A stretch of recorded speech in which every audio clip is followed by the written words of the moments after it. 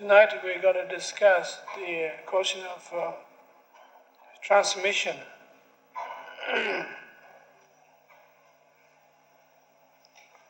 Or popularly known as initiation.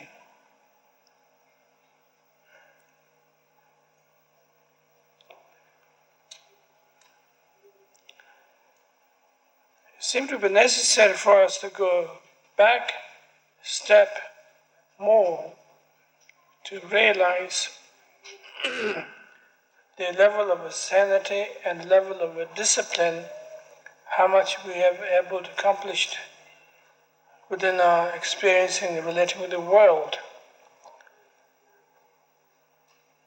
From that point of view, that the possibility or feasibility, for that matter, of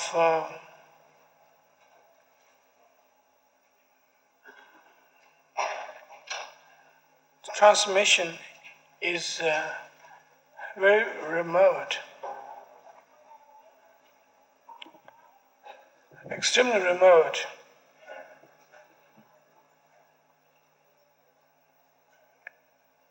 The question is, if a person is not able to make a relationship with their sufferings, frustrations, neurosis,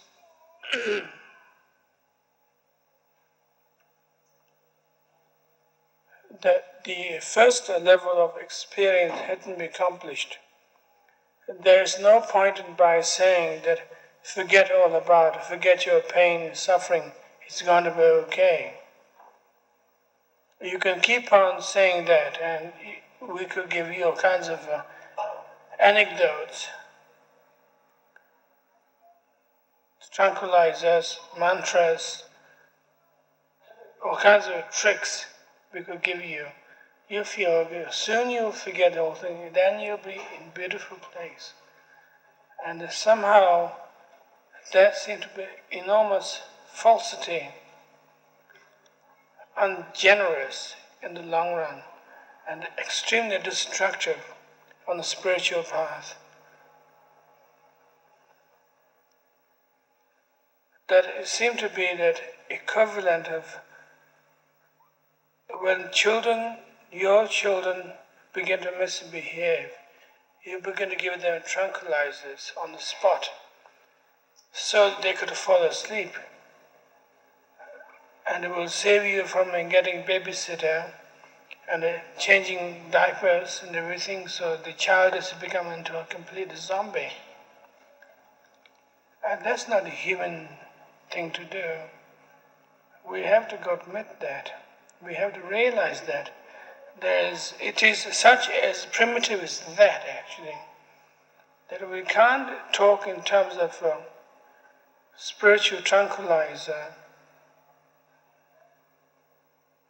magical power,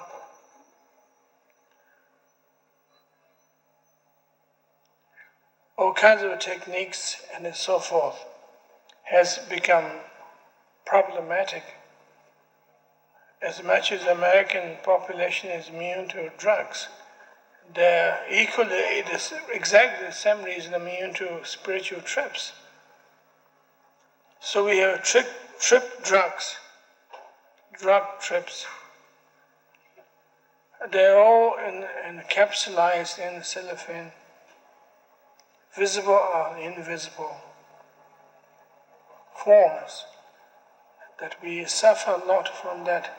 We have to pay them back later on. We find enormous problems with that.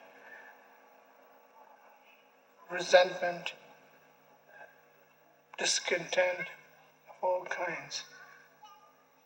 That somebody told me, if I commit myself in this particular way, within 4 weeks, I'm going to be okay, going to be high forever.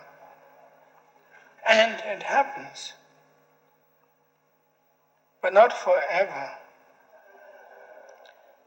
After 6 weeks, the longest time, we could say, or even month, 3 weeks, 10 days, you begin to come down and you begin then panic profusely. What is this all about? And usually very faithful students purely blame on themselves that they have mismanaged the whole thing. They had some problems that they hadn't cleared out. In other words, they didn't do their confession properly, cleaning up problem properly. But it is not the case at all. It is the problem of the way that you are indoctrinated in such a trip, that you accept it with open mind naturally, which is a part of the beauty that you present yourself into such a trip. But then such truth doesn't hold, and you begin to develop all kinds of holes in this truth. And unfortunately, you become the victors, or you become the victims of those lie, deception, charlatanism, whatever. We don't have to go into great details about that. And I think everybody have a fair amount of good ideas about what's going on.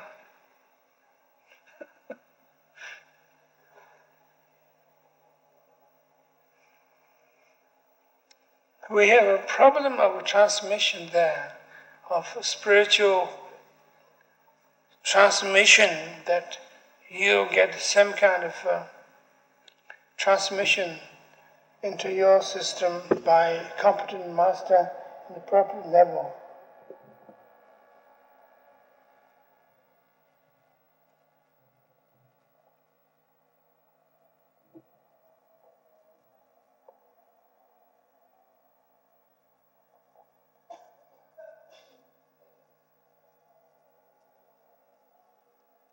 At this point, we are talking purely in terms of beginner's level,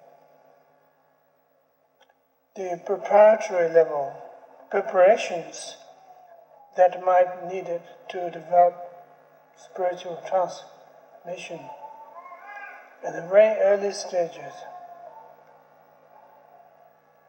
that a person begins to feel they have been ordained in a certain particular order, and they have initiated certain particular spiritual trips, and they begin to feel the effect of it constantly again and again. And one of the popular things that usually such doctrine would say is, if you have any negative thoughts, forget it, regard them as does not belong to this particular circle of spiritual commune. Forget all the questions, don't ask any questions, drop them out. Anything you have a hope is, if you have anything beyond a question, and if you have acceptance of the whole thing, then you're going to be saved. That seems to be the usual strategy to be used by taking advantage of sanity of a human being, which is unlawful.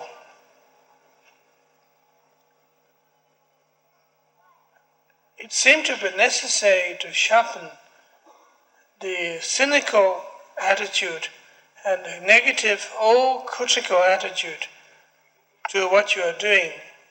That provides a lot of basis to your study and work. That as if we are building a bridge, that first of all we have to set up this skeleton bridge, maybe made out of a timber or maybe made out of an iron rod. Before we build and walk on it, we have to build that skeleton bridge.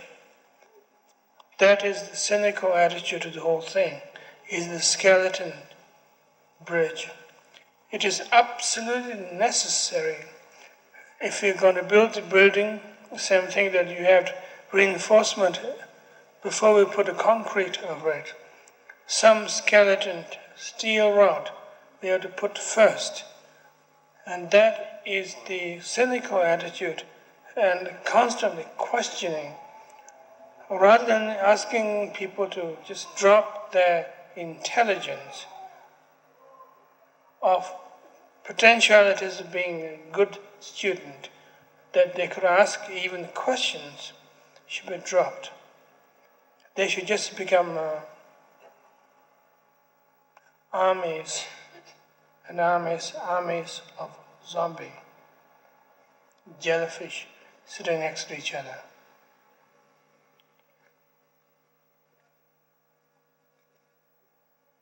We might use local expression that is not so neat.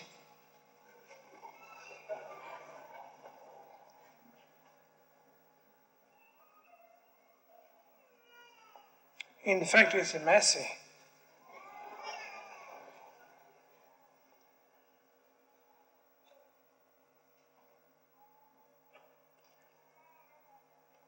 Preparing with such defined and beautiful background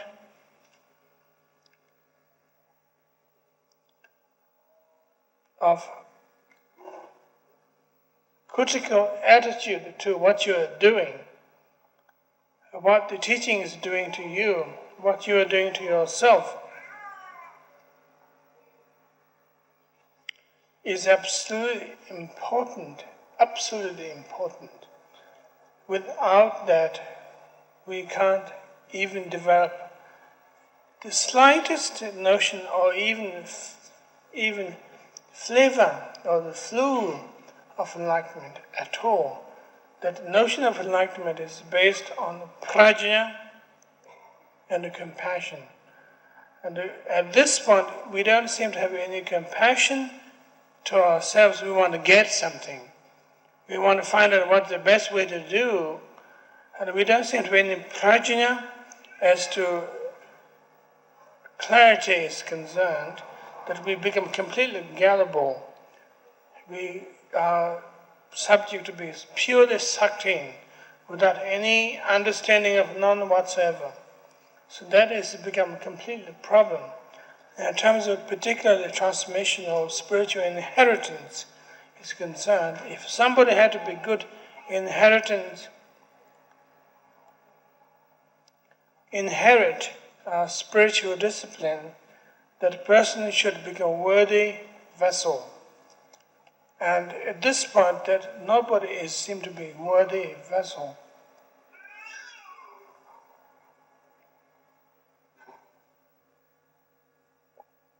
If you adopt that particular attitude, that you're going to be saved, there's going to be enormous magic,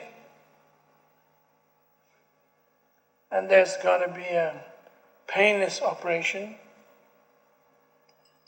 that we could simply pay the doctor a fee, and having paid doctor the fee, then everything's going to be taken care of. And your thing to do is just relax and lie down on the bed, let them do what you want.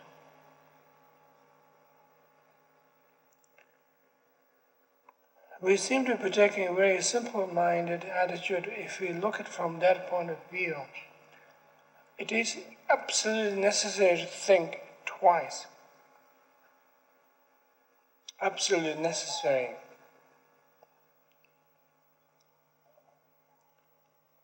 That the questioning mind is the basis of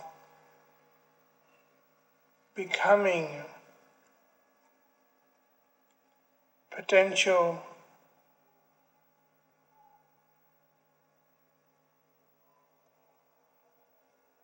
student who will be the recipients of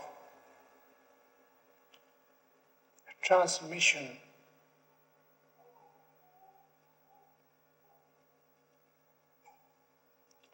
Absolutely necessary.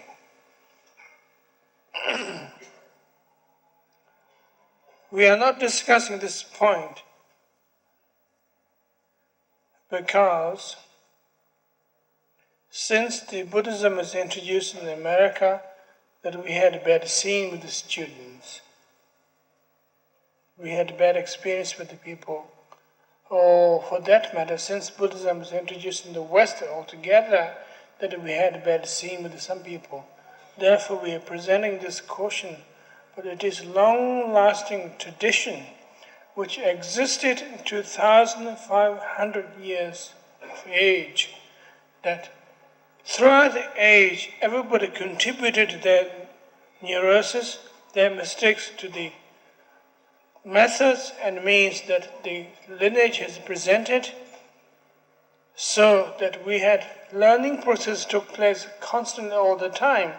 So this is 2,500 years, in fact much more than that, of experience that we have inherited. So therefore, this particular approach is old age progress of a process, or rather than there's a sudden panic that is involved. It's old way, a very old way, very traditional from that point of view. And that is one of the responsibilities of the lineage holder is concerned, not to give an inch. Keep up to the tradition. And tradition at this point does not necessarily mean dress up in the robes and playing fancy music around you, or dancing dakinis around you, and making whole thing fancy, and rain with the flowers, anything like that. But tradition is faithful, being faith to what you've been taught, what you've been presented, what your integrity is all about.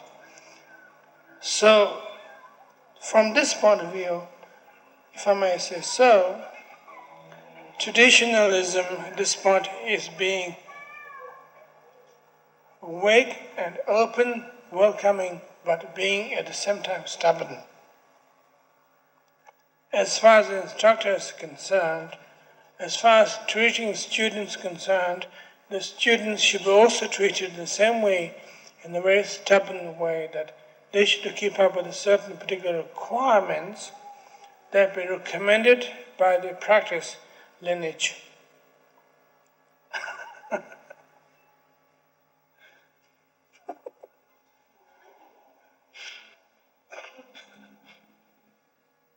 It's true.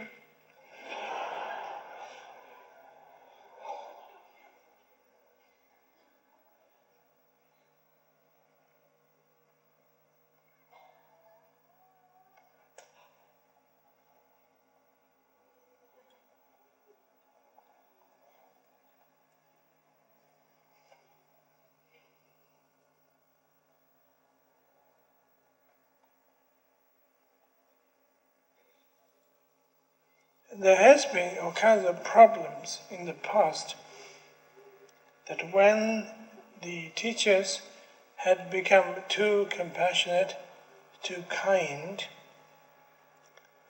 to students who are not belonging to same race and the same background and the same upbringings, that certain teachers have become turned on by that, wow, finally we are going to teach the aliens, the overseas people. And there had been attempts to make some kind of concessions that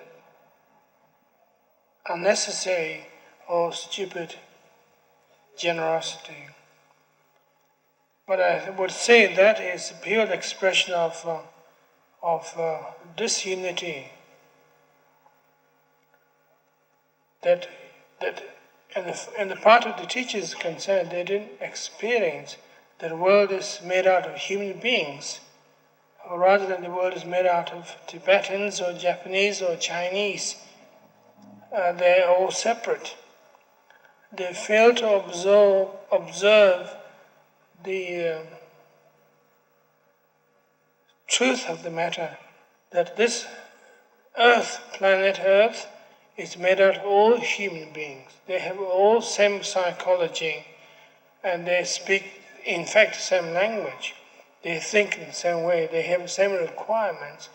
I think that's, you might say, on the other hand, the teachers who take such a liberated, liberal view to include Occidental students to heart and being very kind to them. But such extraordinary kindness had led to destructiveness, because they regard their extraordinary species as if they came from planet Mars or something like that. They are living Martians.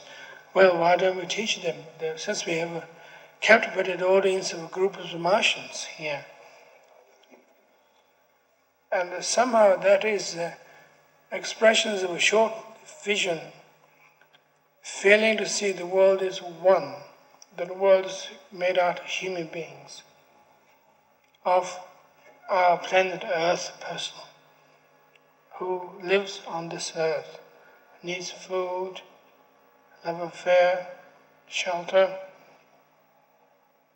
clothes, everything, that we are all one. So from that point of view, if you took the other concept of how one can teach a student, it doesn't matter whether you belong to the East or the West, Orient, the Occident, whatever, that you're all human beings. So since, as Buddha presented the teaching to the Indians at the time, that we could follow that example, that Buddha teaching in the global fashion, that all people on this earth are the same thing. They do not need any special treatment because they invented the airplane or the electronics or whatever. They're still human beings. We don't have to make special concessions to the Western world or the Eastern world, particularly. And it is much more enlightened view from that point of view, to relate with the world is one global thing, one global problem. It's everybody's a unified samsaric people. And the potentiality is everybody could become enlightened being at the same time. That we don't have to be kind to one part of the world, another part of the world, or for that matter, aggressive to another part of the world, another part of the world, particularly. Since we are one world, we share the one earth, one water, one fire, and one sun. For that matter, any student who comes out of our solar system, who wanted to study and be with us, we take the same attitude. We share the same sun, they should be on their own planet, so they should pull their socks together, rather than we should treat them as VIPs.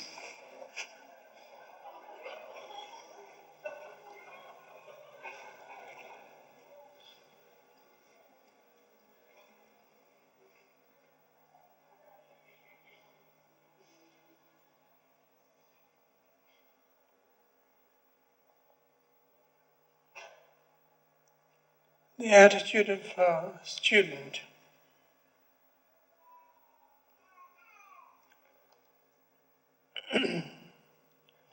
That a student should feel humble, open, but the student shouldn't feel wretched.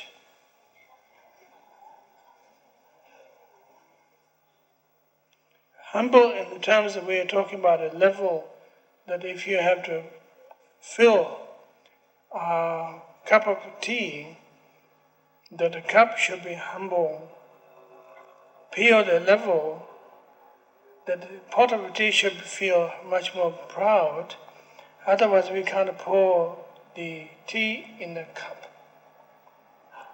It wouldn't still work. because the water should flow down.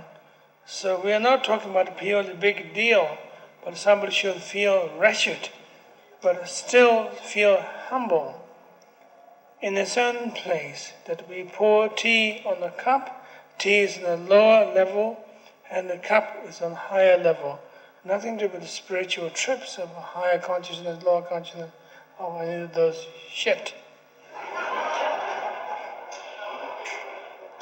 But we are talking about a pragmatic thing. If you're going to pour water in something, in your drinking glass, in your cup, that the cup obviously should be lower, otherwise you can't do it. It's very simple.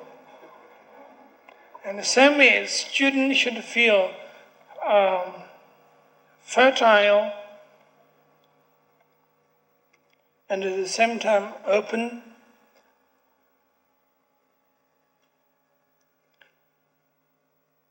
because that the tea is going to be poured in this particular cup.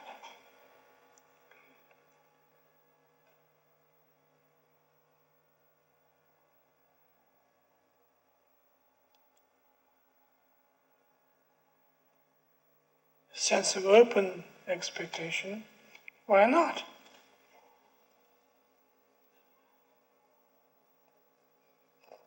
That you are no longer a wretched person who don't live up to the level of receiving such teaching, but you are simply a student, just a student who wants to learn, receive instructions. It's very simple. Again, such cup is not valued particularly. You could have a cup made out of porcelain, ordinary clay, made out of gold, silver, whatever. It's the same cup. As long as it holds water, it holds tea, the container. That's why it's called container. Could contain itself. That's simply the first step of a transformation, is that the cup is put on a certain level of experience that does not feel absolutely wretched and full of holes or potentialities of that, but your cup, your particular basic being, is put in such a situation as in form of cup, that you feel cupness, that you feel your whole existence as being who are thirst to receive teaching, open to it. Not that you feel that you'll be bad, you'll be deprived particularly, but there's some sense of pride, in fact, in the sense that your being cup is absolutely a powerful thing, that you can't be starved to death. Starved to death or thirst. That since your cup is so much of its cupness, that obviously such pitcher who fills with the knowledge, on the other hand, which is the teaching of the teacher, can't wait to pour in you. That you are seducing such pitcher, such teapot in your cupness. Because of your pride, because of your self-existence, and because of your sanity, which is not complicated particularly, but it is real in a lot of sense.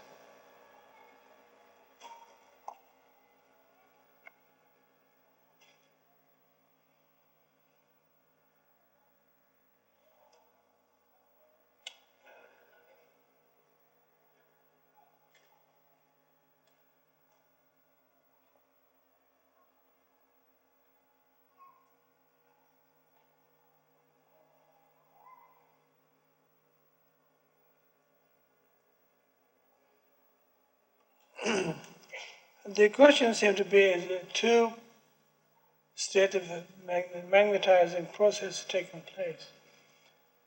That the cup is magnetized by the teapot, and the teapot is magnetized by the cup equally at the same time. There is love affair takes place, fascination takes place.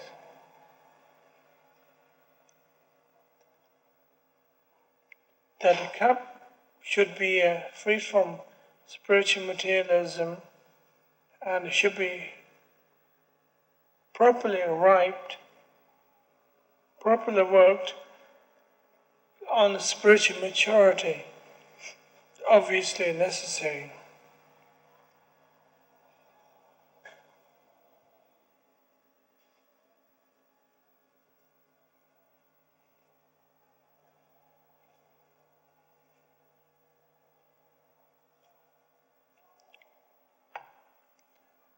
So that the transformation that could take place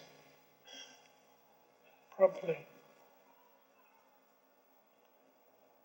Then let us discuss about the meaning of transformation at this point, which we're going to discuss next, but let us discuss what it's all about. What does it mean?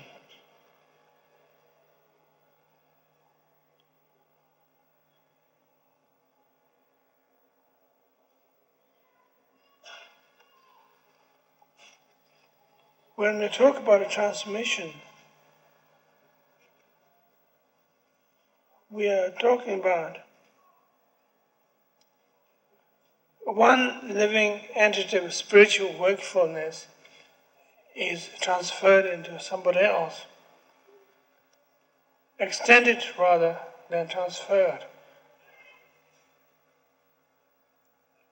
That the teachers of the transmitter still extend his own inspiration, or rather than that he have to give up his experience to somebody else, then he become empty balloon.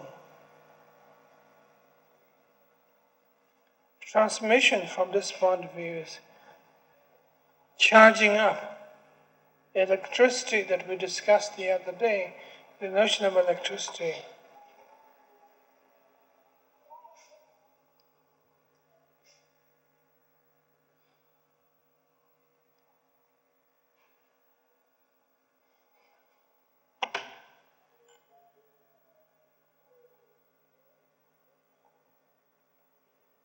From that point of view, transformation is a sense of dynamic expression of your emotions, your aggression, your lustful passion, and your stupidity are all included, so that the emotions that you exist, that you have, are regarded as part of the wiring through electric circuit. We could say quite safely this time we have simplified the theological analogies. We could say, let us have 3 wires. One is for passion, one is for aggression, one is for naivety and ignorance, slothfulness, whatever. We have these 3 wires.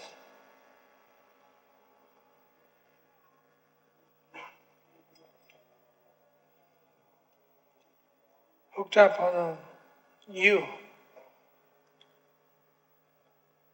which is a very busybody, another set of electronic device would like to receive the transmission. You're hungry for it. You're dying for it. The other end, there is a generator of electricity, which is self-snug, in some sense. That knowing that you can transmit any time that the set is ready for it. And transmission cannot take place without emotions. It is absolutely necessary that you are ordinary living human being who are confused, stupid, lustful, angry person. Without those particular entities, that you can't receive any transmission. Absolutely necessary to have those, which I don't think in particular becomes a requirement thing. And everybody seems to have a pretty juicy part of those.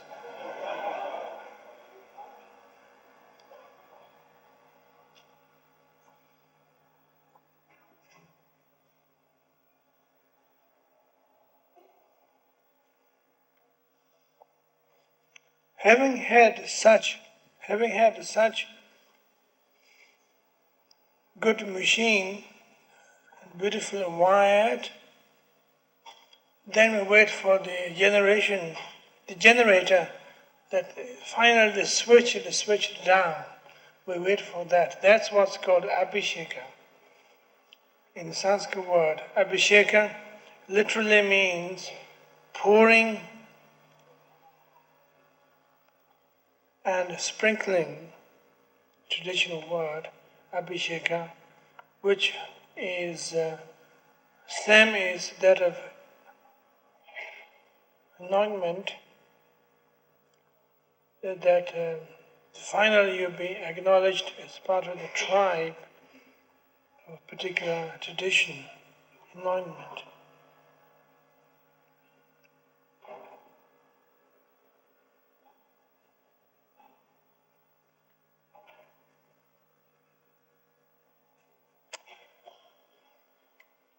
Abhisheka cannot take place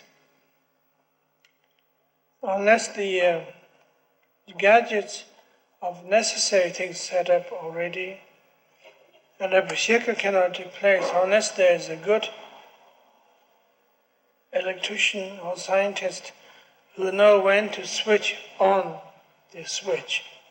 On the other hand, at the area of guru,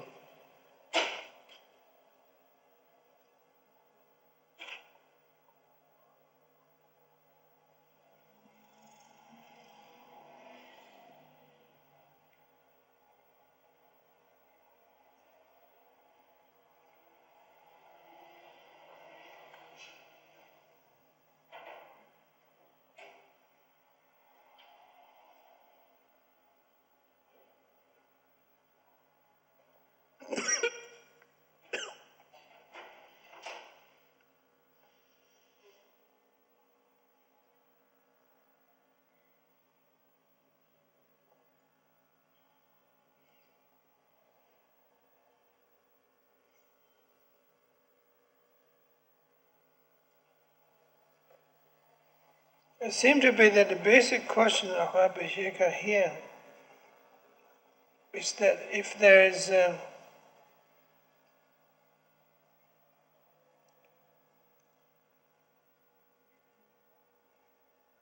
sense of destruction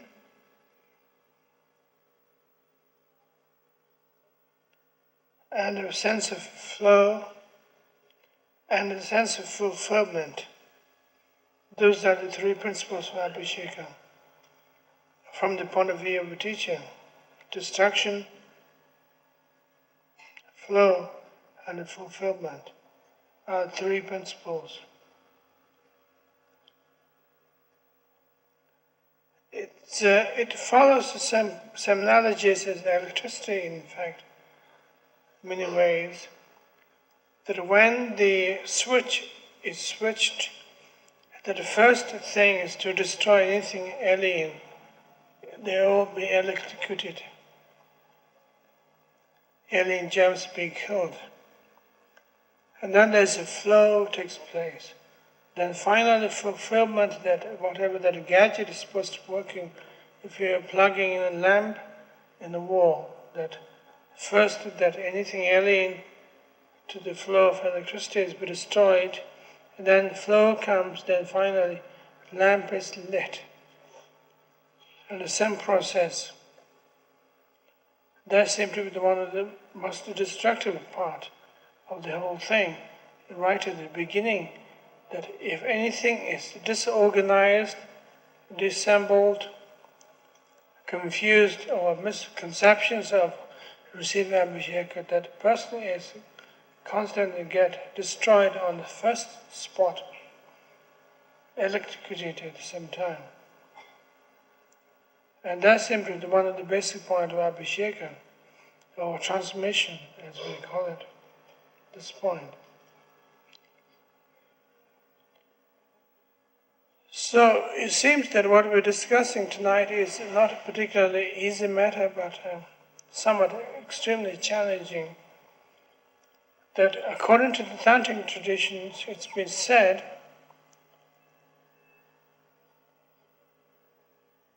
better not to get into Tantra. If you must do, you better surrender. Having surrendered,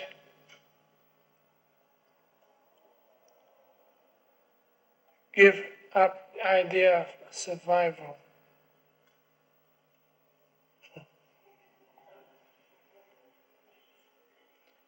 And the survival from that sense is you can still play your games. It's absolutely not possible that you can play your games, which is a usual gadget that you begin to pull up, and is a little color that you pull out your personality, that I have this little thing. I would like to pull this particular gadget, and I would like to make sure that I exist. And I would like to pull this particular trick on somebody. And it's not possible from Tantric point of view. So that's simply the basic necessary, is that at the beginning necessary to clean up completely, which actually you don't have to do it. Once you open, you just open, that when the first level of Abhisheka takes place, it kills your unnecessary germs in your system. You have no hopes of manipulating at all.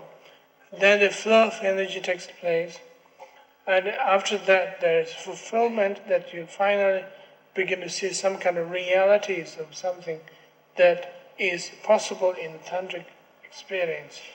So those are the three principles that seem to be the point, which that anybody who are here would like to involve themselves in such a discipline is absolutely necessary.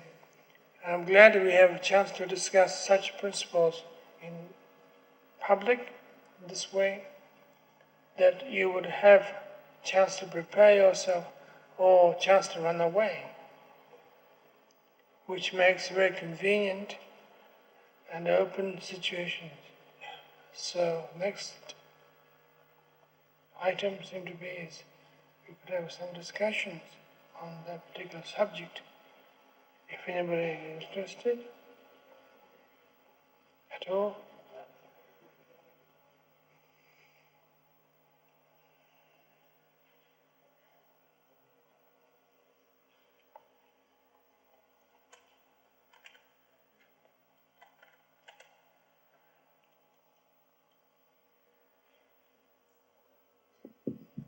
Rinpoche, does Abhisheka happen all at once, or is it a process? The existence of Abhisheka happens at once. Having a required commitment happens at once. And after that there is a gradual process, obviously. Like if you decide to parachute, that at once. But it depends on how you're going to land it. That's a different matter altogether.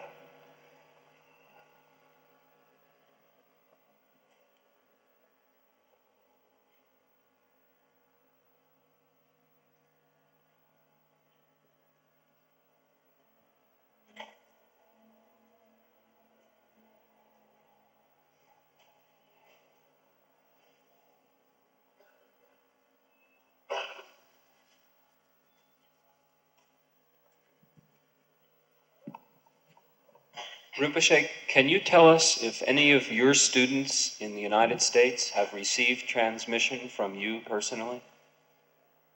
We are waiting. At this point, we are preparing. At this point, actually, we are preparing that people have just realized their valuability, the valuable vessel. And we haven't introduced the Abhishek experience yet. So the reason why I would like to wait for this particular purpose is that people should know what they're doing, and people should be completely committed, and people should have some kind of pride in them at the same time of what they're doing. So at this point, that I have set up 2 Tantra groups, so-called Tantra group that we have. Those are potential Abhishek receivers, which consist of, I forget the figure, but around about 14 to 15 people. And next batch is, again, 14 to 15 people. And that's the point that I feel that I don't want to destroy people on the spiritual path.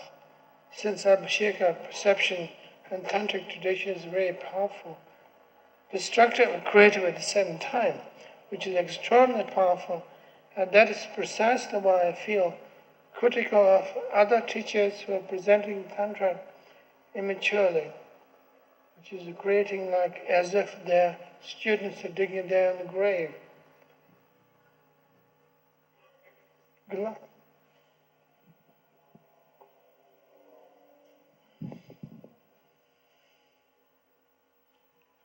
Rinpoche, you said it was necessary to surrender completely. Can you say to whom or what one is surrendering at that point? I think surrender to groundlessness.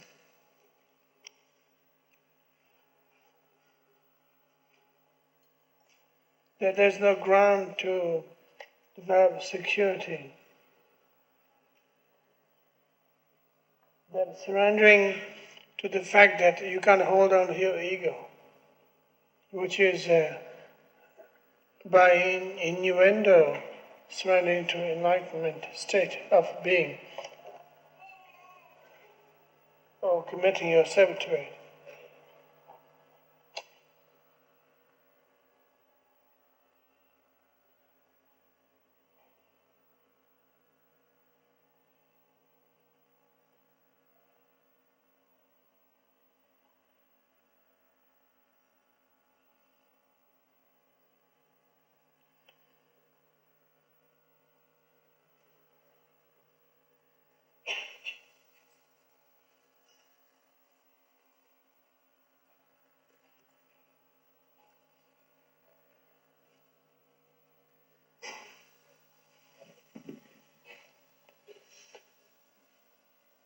Two points. The last semester, you said that the only function of the guru was really to tell the disciple that he must do it himself. No one was going to help him. And tonight you speak about transmission and being a vessel. And the second point is... Maybe we should stop there.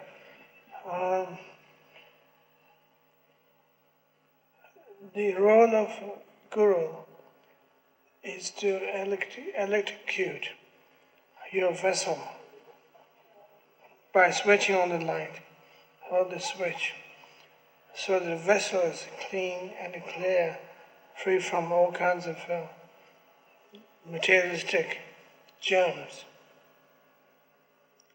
And then also to pour the essence in it.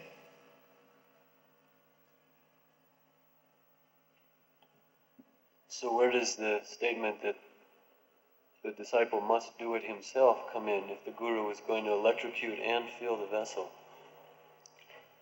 Well, the point seems to be is that a disciple is doing it all the time from that point of view. To be electrocuted at all. To be electrocuted at all.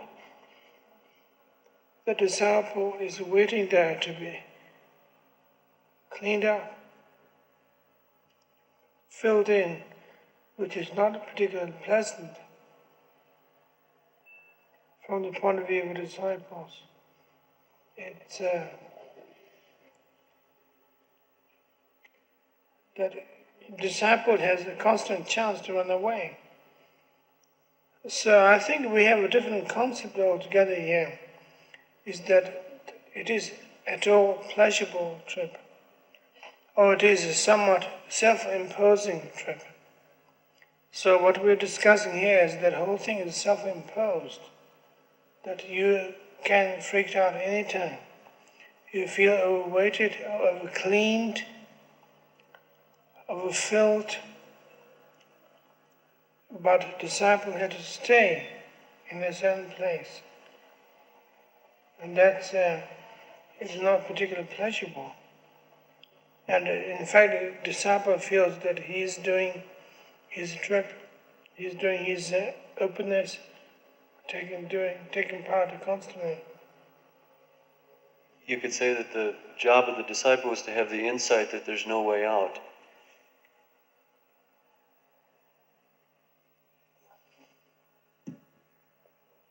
I think more likely it's the disciple begin to feel that he or she doesn't have any way in.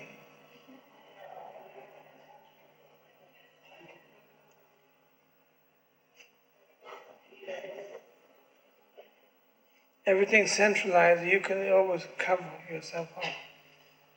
But no way in to ignore anything. It's happening.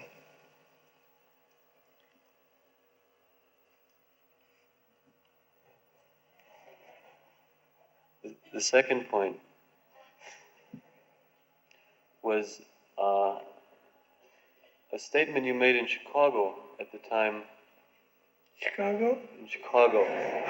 But it's apropos to this in some way. You said at the time you were talking about having brought a certain number of students as disciples, and you said that at times you felt you might have overextended yourself to some extent. And I didn't understand how that could have been, since you didn't. You certainly seemed right there not to be suffering from overextending yourself. Well, I think the overextension is purely a question of that how much you can infiltrate the neurosis of American karma to the point that it becomes simple neurosis, and it doesn't make a particularly big deal. Big deal at this point is that there is some kind of truth, that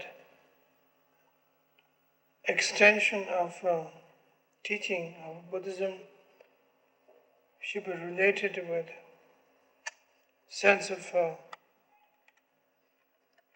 dignity, how much one is beginning to lose the dignity,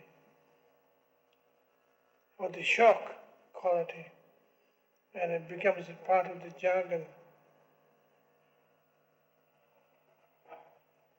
And I feel at this point there's no particular problem with that.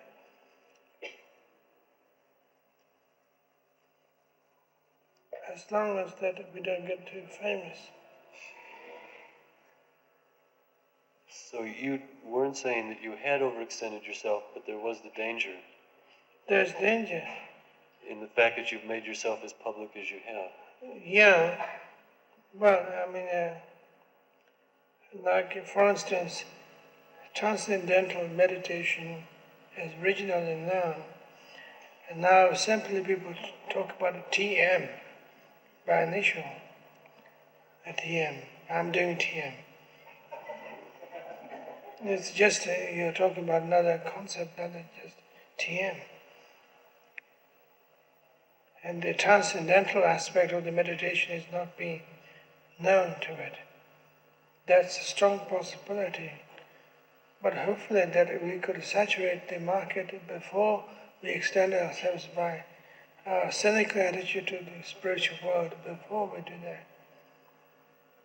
That's the hope, possibility, and it must contagious of all.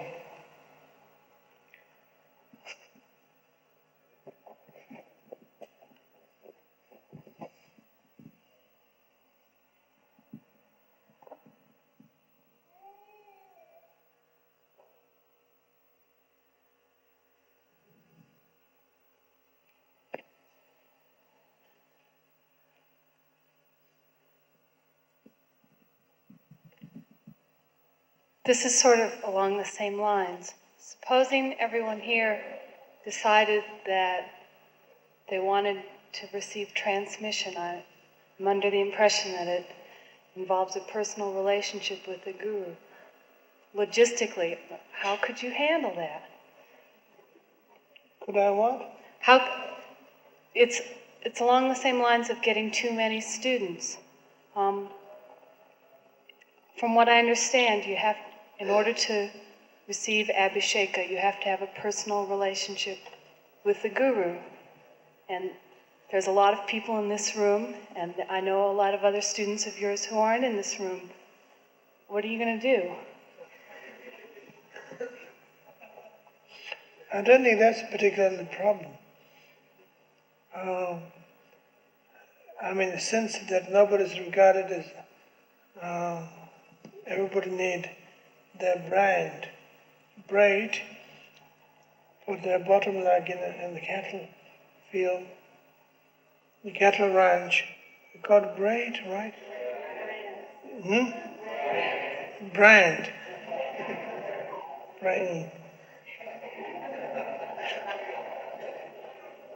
And another thing is that the virtue of a community existence, that members of community who are here have experienced a sense of sanity and dignity already, that one can create a sense of atmosphere that we are talking about, rather than converting somebody by name, Joe Smith, should be hospitalized in our scene,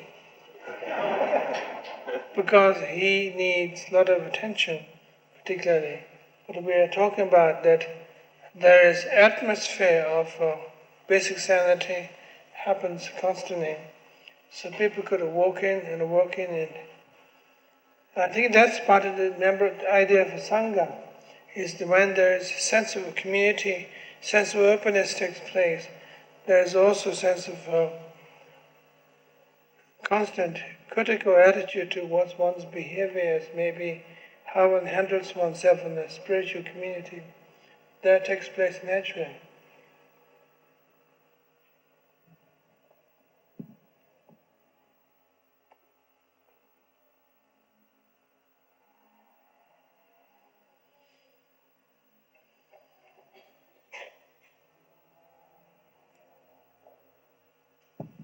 Rinpoche, what is the responsibility of the vessel after it's been transmitted to? Vessel what? Of the vessel once it has been transmitted to. What is the responsibility? A good vessel. A good vessel? Good vessel that you can drink in.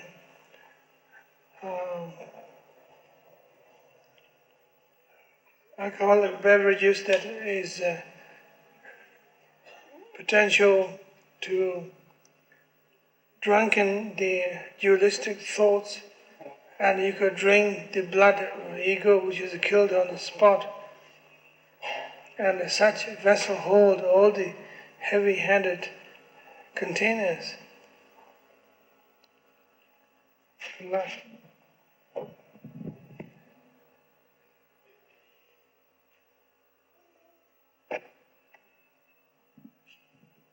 As we proceed on the tantric path of sharpening our swords, do we find ourselves rejecting all emotions and arriving at another place?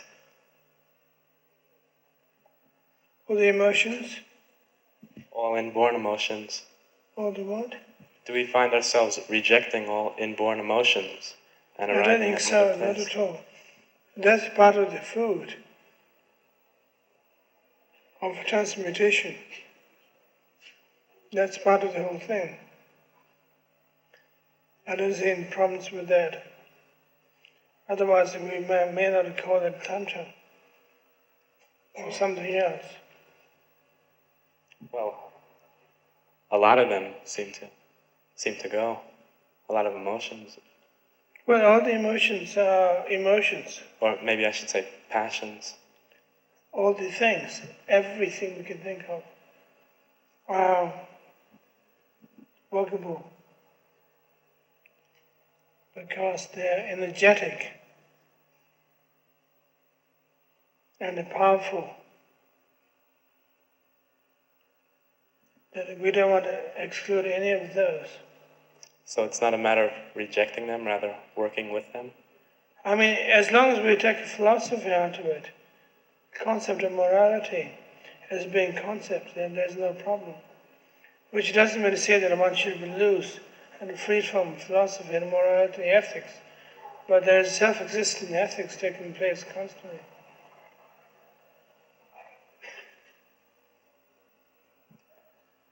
Thank you.